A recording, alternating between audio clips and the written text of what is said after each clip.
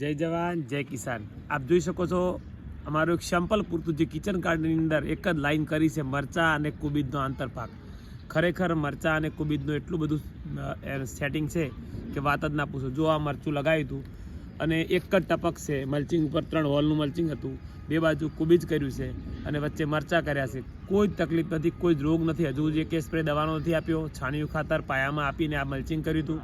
ખરેખર તમે પણ જો આ રીતે આધુનિક ટેકનોલોજીથી ખેતી કરશો, જે જૂની પરંપરાગત ખેતી છોડી અને નવી ખેતીમાં આવવું હોય તો કંઈક આ રીતે કરશો તો નિંદામણ જીરો છે, ભેજ સંગ્રહ બી સારો છે, ટપકથી ઓછા ખર્ચે સારી ખેતી થઈ શકે છે। એટલે યુવાનો તમને કહું છું આ રીતે ઇન્ટરક્રોપ કરો, બે પાક ભેગા કરો, કારણ કે હવે ખર્ચા બહુ મોંઘા થયા છે। રિચાર્જના ખર્ચા, આ ખર્ચા, જો આવી રીતે બે ખેતી ભેગી નહીં કરો તો તમારું ગુજરાત નહીં ચાલે। માટે મહેરબાની કરી, જમીનો ઘટતી જાય છે, 2-3 પાક સાથે વાવો અને તમારી આવક બમણી કરો। જય જવાન જય કિસાન।